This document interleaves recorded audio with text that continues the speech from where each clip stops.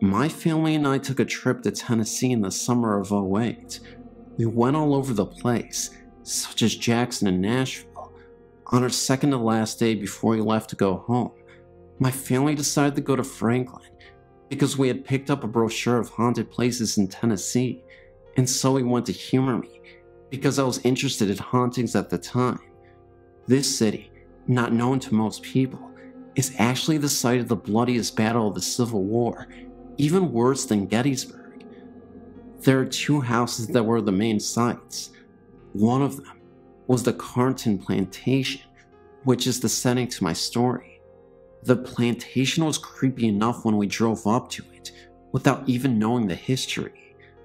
When I got out of the car, I looked up at the house and noted how beautiful it was. Then my attention was averted to the balcony on the second floor. There, standing on it, was a man. He was clearly dressed in a Civil War uniform, though I quite can't remember which color, and I could clearly see that he had a beard covering his jawline. He stood there with his arms behind him, as if he was gazing out, overlooking troops. Of course, at the time, not knowing any of the history, I thought it was just a tour guide taking a break out on the balcony. I even hoped he was going to be my family's guide. Later, once we were on the tour, I noticed that none of the employees were dressed like 19th century citizens. Of course, then we got the history of the place, and I understood why this place was considered haunted. When the battle itself was both going on, and when it was over, injured soldiers were treated inside of the house. So many, in fact, that there are stains of blood inside of the house that will not come out of the floor. Many soldiers obviously died inside of the house. When we continued our tour upstairs, we entered a room with a door to the balcony. This is where I learned that no one was allowed out on the balcony. This confused me since I'd seen that man out there. When the guide took the group into the room across the hall and began talking, I couldn't pay attention. The closet in the other room kept grabbing my attention because it had a piece of black cloth in it. Finally, I tried to keep myself focused, and it was going well until a gentleman in the group got bored and decided to go out into the hall. I watched him leave, thinking that it was very rude and should come back. For some reason, when he left, I noted that the sun was in a position that didn't cast a shadow of the man's head on the hallway wall. Once again, I turned my attention back to the guide, but the man in the hallway began to wander in the hall, and that distracted me. When I turned to watch the man, there was suddenly a very clear and defined silhouette of a man's head and shoulders with a bearded face that traveled across the wall, then just disappeared. It startled me at first. Then I got excited because I thought I must have seen a ghost. Then I thought, no, I have to be practical about this because that man is out in the hallway. Once the tour guide was done talking, I went outside into the hallway way. The first thing I noticed was that any shadow from the tourists on the wall wasn't that dark or defined. Then I noticed that the way the sun was facing caused the shadows to be cast in a completely different wall. The silhouette I saw couldn't have been from anyone on the tour. Then I noticed that there was an upstairs where I thought maybe an employee could be working. That theory was completely dismissed when it appeared no one was up there. There wasn't any logical explanations for the silhouette. It wasn't until my family returned home a few days later that I decided to research what I had seen. After discovering that there was a frequent spirit there that was called the General, I made the connection. The details from past eyewitness accounts were identical to mine. He stands out on the porch, has a Civil War uniform on, and has a beard on his face. I was, and still am convinced, that I saw the General on that day.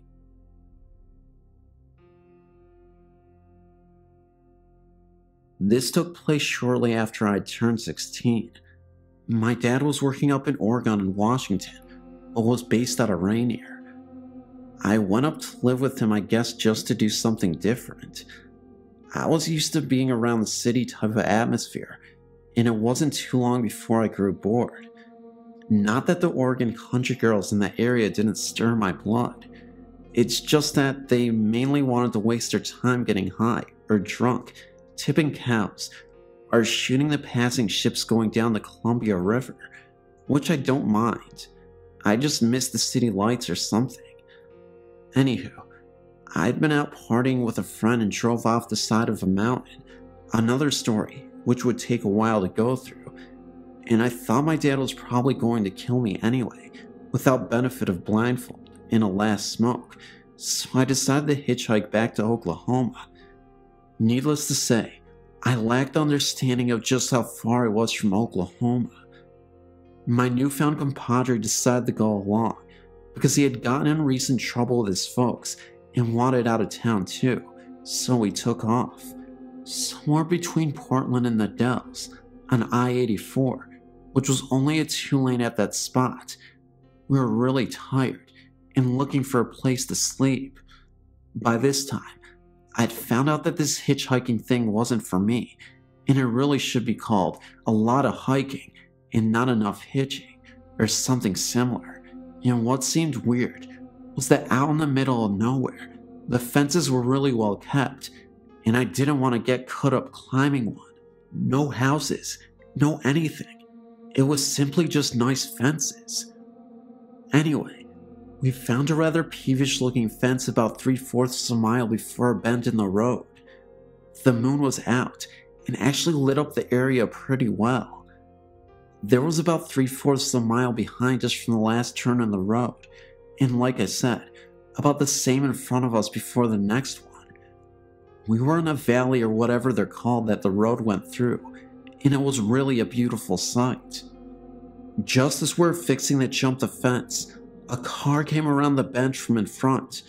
Of course it was too far off to see us when it rounded the bend, but we didn't want it to see us climbing the fence when it came abreast of us, like the owners of the land are out cruising in the middle of the night. The sides of the road in that area sloped down at a very sharp rate and were gravel, at least on our side of the road, so you didn't have to go far to be below the grade of the road and out of sight of passing motorists. It went down probably 15 feet though, well below the road. Come to think of it, I don't think I've ever seen anything quite like that since.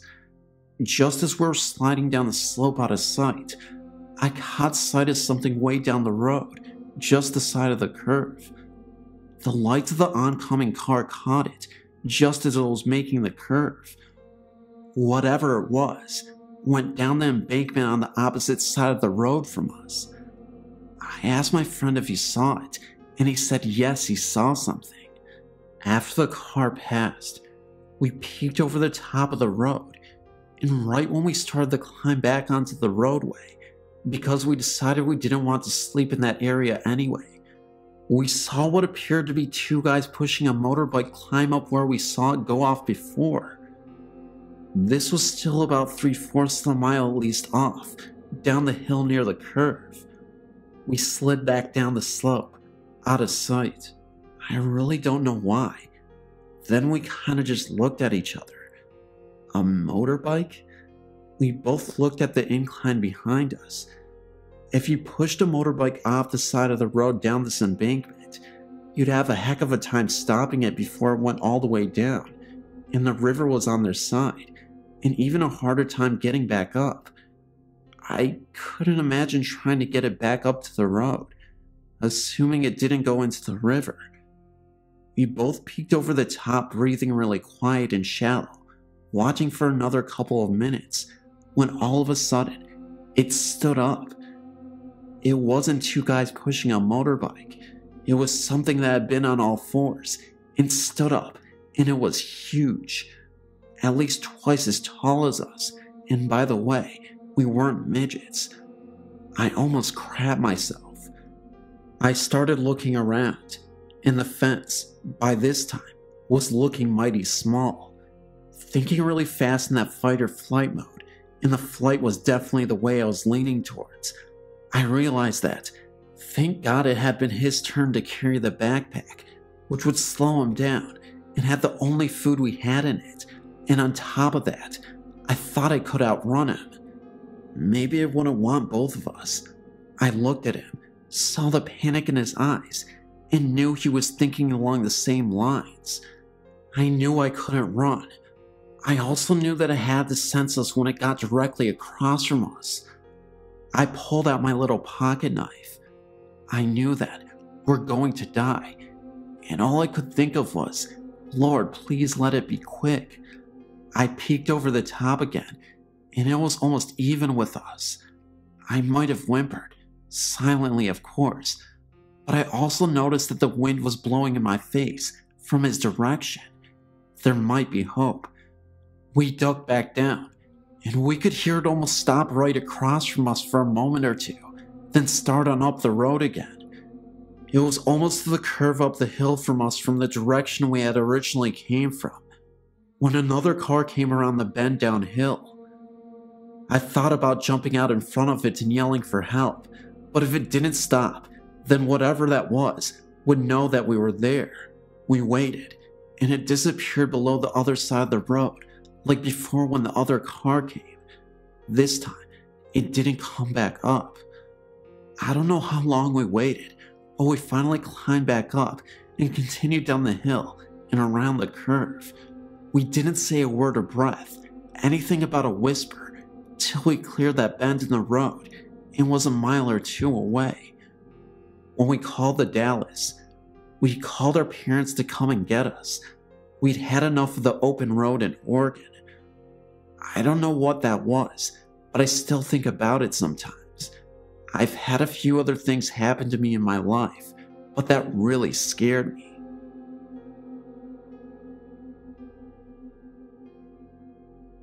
My boyfriend and I saw the state park on our way from Arkansas to Illinois and thought we should check it out. We'd never heard of this place or even seen it before. We parked in the parking area and got out of the car to explore the woods.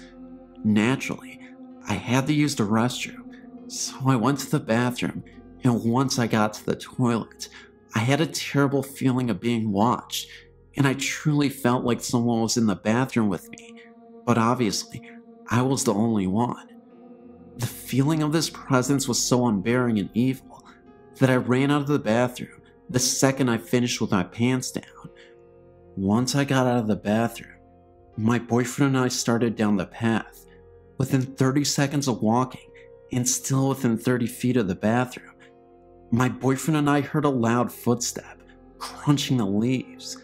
In fact, it was multiple footsteps.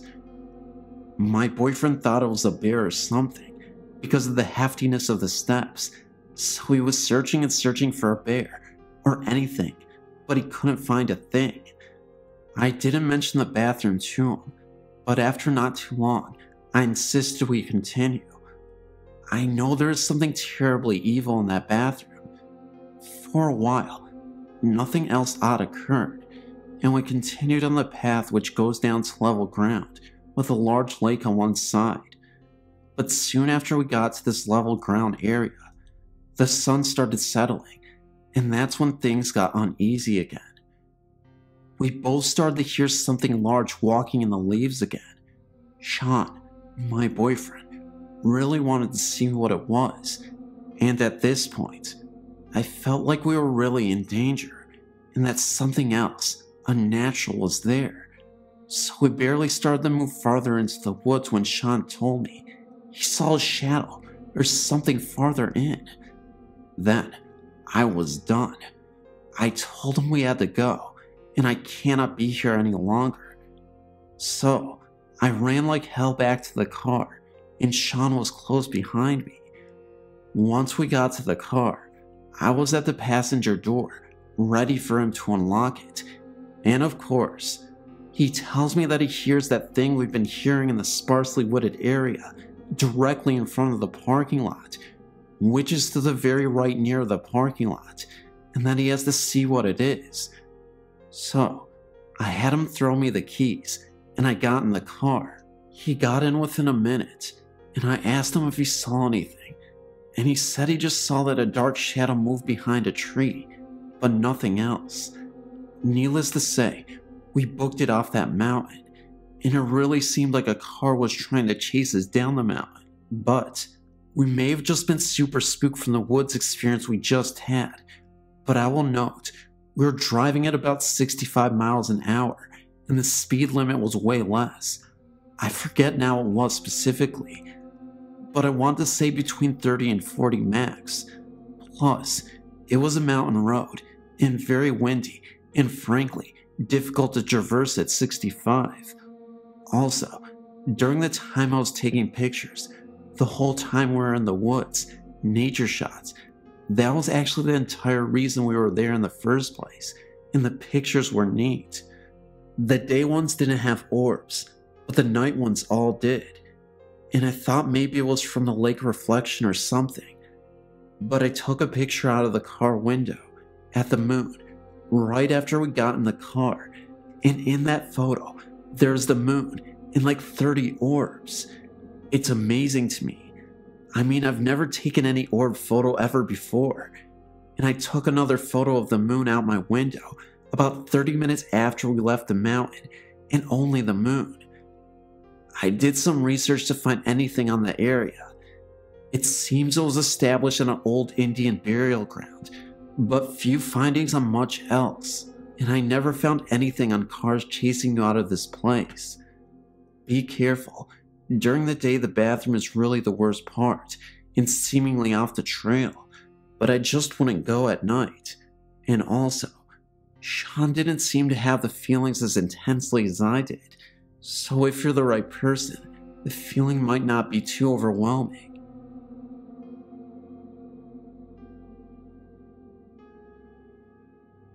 I was thinking about my dog last night, as he was put away a few years ago, and the immediate remembrance of a very weird experience me and my dog had in my home, in Tallahassee. This home, prior to any construction behind us, was all wooded landscape and ran into Lake Jackson. Within this wooded area were several Indian burial mounds.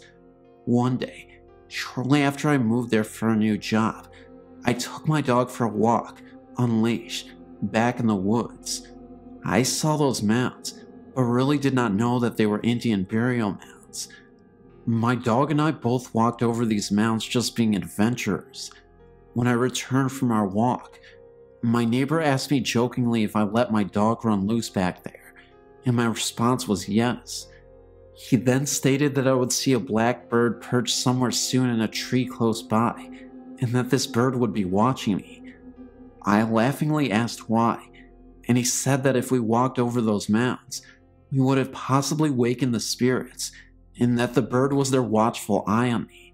Well, of course I thought this man was crazy, but he was actually a very nice and intelligent man, as I learned later. So only about 2 days later, I returned home from work, and I recall thinking about the black bird bed he told me. So I peeked around the left side of the home to look into the wooded area, and lo and behold, there was a blackbird perched on a tree, staring at me. He would not take his eyes off either. Needless to say, that was creepy. So that very night, I was in my office, and my dog was usually laying in the living room by the fireplace. As I was doing my work in the office, my office chair was budged about 2 to 3 inches forward, with a force that felt like someone actually pushed the chair. I instinctively reached by, looking over my right side, expecting to see my dog. No dog, nothing. So I quickly went into the living room, only to see my dog laying down facing the hallway entrance, which is where my office resided, as well as 2 other bedrooms. And he had his head between his paws, staring and growling at something in the hallway. Talk about getting freaked out. So I grabbed my dog by his collar and tried to lead him down into the hallway, and he resisted every attempt. He was scared, obviously, and he definitely saw or sense something. I did not see anything at all. As I walked into each room through that hallway, I did not see or sense anything. Then I walked into the bathroom in the master bedroom to find that my candle, which was lit, went out. So that night, I kept all lights on. The following day I came home and looked again for that weird bird. He was not there. So I took my dog outside to do his thing, but then noticed he was limping. Then he fell to his side with pain in the backyard. As I made the observation, I noticed that in his groin area, he had a large tumor-like bulge coming from this area. I immediately took him to the veterinarian, and I recall she had no explanation for it, but prescribed medication to reduce the swelling. Within 2 weeks or so, the swelling went away. Looking back at that, I really feel that the spirit, or whatever it was, made that happen, as my dog was still young and very healthy. After that week of weird occurrences, I never had anything further happen. I never told my neighbor what had happened, as I did not want to look silly or have rumors flying around. But for sure, I can tell you that I know in my own gut that what that neighbor told me came to life. Dogs can definitely sense or see these spirits, as we cannot apparently. Between the bird, the bump on my chair, my dog growling and acting scared, and the bulge in his groin area, all made sense that something was in that house. Never walked in those woods again. I no longer reside there either.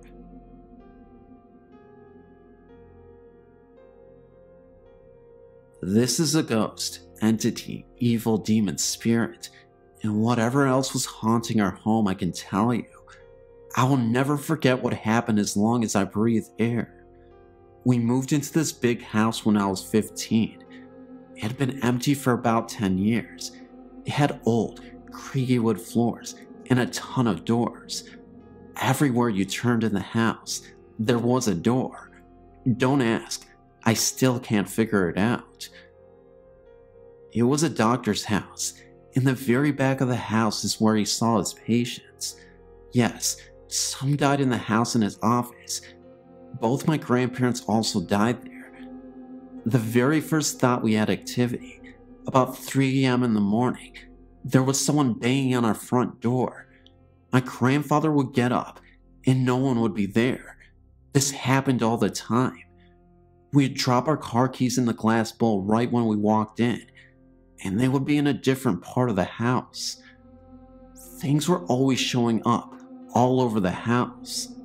It likes to play tricks all the time. So many things happened, I can hardly recall them, all but this one I will never forget in my life. I would love to forget it, but it just won't go away. I was 20 years old and just had a baby.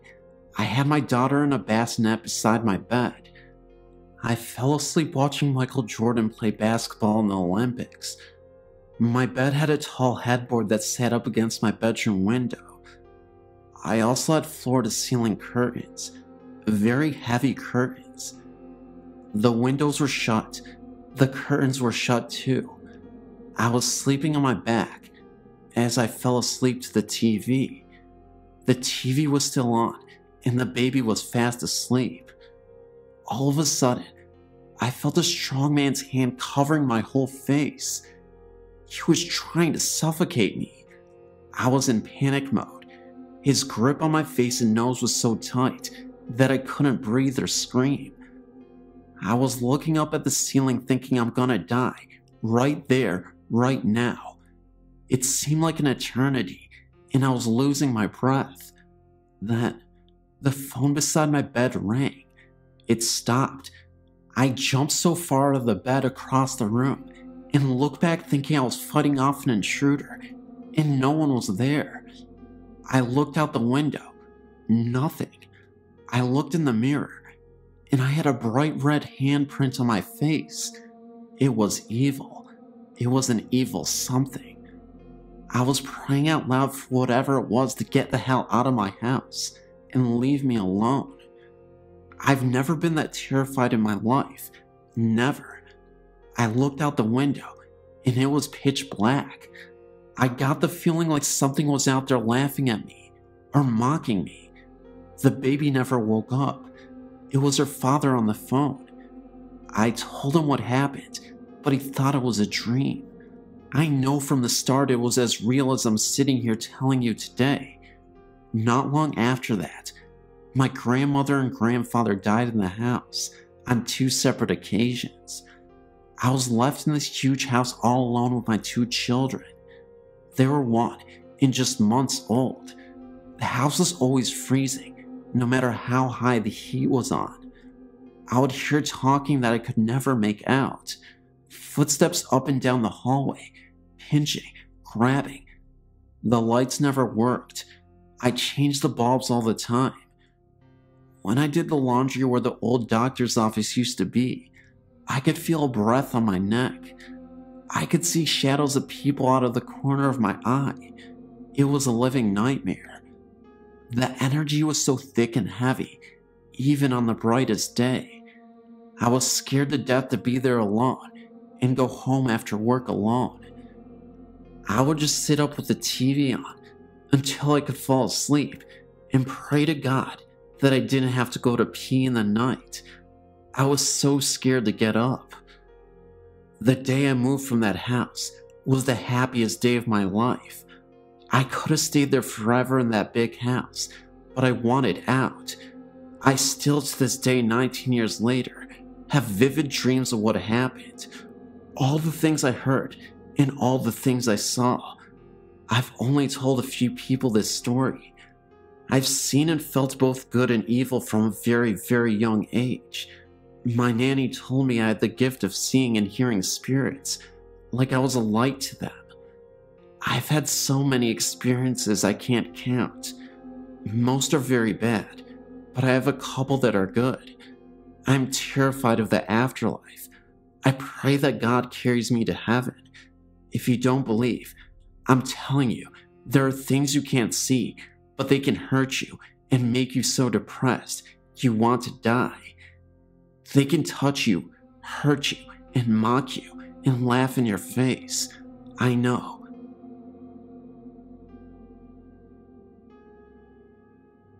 Here's my story. It will be interesting to see what everyone else thinks of all this. I was at a friend's house listening to music tonight, Saturday, April 12th. He's a drinker, so he was feeling pretty good. He was at the computer with his back to me. I was on the couch directly in front of the TV, which was off. The only light on was right above the computer desk. To my right was the entryway, which was dark, pitch black actually, but I could see the reflection of the room in the TV. He was playing "Oh Death" from "Brother Where Art Thou." Song itself gave me the creeps, when suddenly I looked into the TV and saw a solid black figure of a tall man start to step out of the darkness of the entryway and into the living room. I didn't see anything like clothing or facial features, just tall and solid black. My friend at the same time swiveled his desk chair and pointed towards the entryway where he saw the figure. The figure stepped back into the dark as quickly as it appeared, as though it didn't want him to see it. I looked at him and said, "Did you see that too?" To which he replied, "See what?" He was only being animated during the song, but for sure didn't see anything. I've experienced several things at this house. He has not though, and it upsets him. But what I experienced that evening was the most eerie and frightening thing for sure. I know it wasn't one of his friends, or someone goofing off. It isn't easy to walk into his house, through the front door, and not be heard. The floor is tile. We walked over and turned on the light, and we both looked. There was no one there. I just went home. I couldn't stay there, and I begged him to come with me, but he wouldn't. A few days later when we talked, I asked him if he had ever had any seances or similar things in the house. He had first said no because it was his grandma's house, and he moved in about a year after she had passed. But then he paused, and then he said, well, remember when we cleaned out the attic? There was a Ouija board up there. Well, no, I didn't remember, and I told him to get his house cleansed, but he was just laughing at me. I've never been back to his house since that night. About 2 weeks later, he got an unintentional EVP, which is very eerie also. He has a voice-activated recorder and was recording a couple of programs off the computer for a friend at work. He turned off the computer and the TV isn't hooked up anyways, but when he woke up, there were 3 recordings instead of 2 on the recorder. I know he's pretty up on computers, but he didn't make this EVP himself. Actually, it scared him, and he said he wasn't going to listen to it anymore.